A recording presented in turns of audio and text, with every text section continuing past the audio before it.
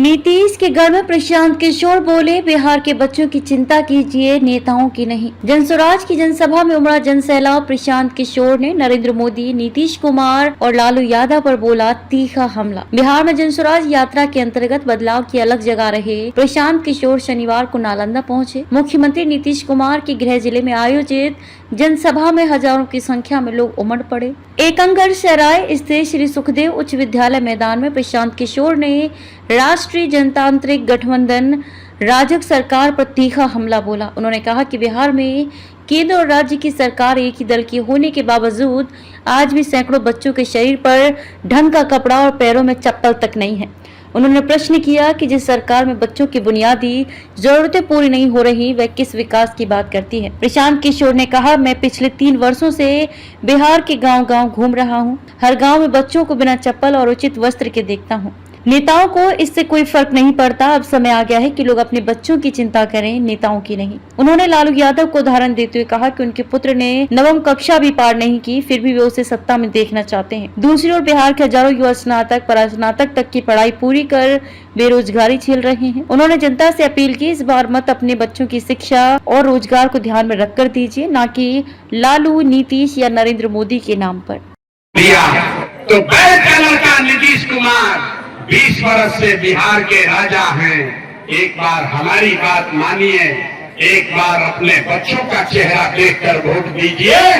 आपके वोट में इतना ताकत है, आपका बच्चा पत्र बांट रहे हैं।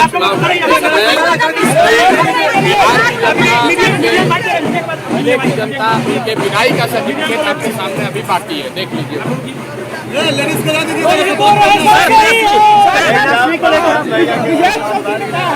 तेजस्वी ने कलम काटना शुरू कर दिया है।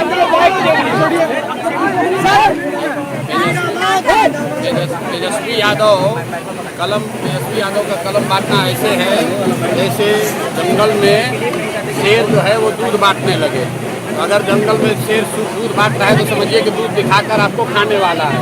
तो तेजस्वी यादव कलम दिखाकर आपको बर्बाद करने वाला है, आपके हाथ में कट्टा पकड़ाने वाला है। तेजस्वी यादव कलम वाले लोग नहीं हैं, ये सब कट्टा वाले लोग। विजय चौधरी ने कहा है कि बिहार में दूसरे नंबर वाले हैसियत वाले मंत्री सम्राट चौधरी। कौन है? सम्राट चौधरी दूसरे नंबर हैसियत वाले मंत्री। भैया हैं तो दूसरे नंबर, तीसरे नंबर हमको मालूम नहीं है। बिहार में किसी मंत्री का कोई हैसियत नहीं है, खाली सब उगाही मंत्री है। अभी आप देख रहे हैं ये यहाँ का बिहार का सर्वदलीय नेता है अशोक चौधरी। आपने बिहार में, देश में सुना है लोग अपना दल बदलते हैं। ये सर्वदलीय नेता है अशोक चौधरी, जो एक ही बार में सारे दल में है। खुद है जदयू में, बाबूजी थे कांग्रेस में, बेटी है लोजपा में, दामाद को दे दिया आरएसएस भाजपा में। तो ये जो है आप किसी भी सर्वदलीय नेता है, इसके बावजूद जनता का जो रुझान है वो देख लिया। उसको मालूम है कि नवंबर के बाद वो बेरोजगार होने वाला है।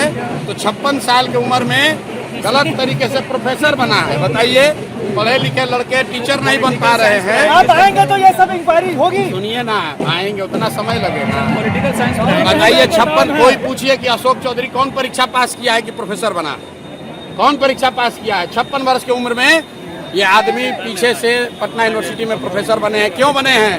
क्योंकि उनको मालूम है कि नवंबर के बाद राजनीति से बेरोजगार होने वाले हैं। सर, चिराग के जीजा ने कहा है कि इस बार नेतृत्व हमारा होगा। सर, चिराग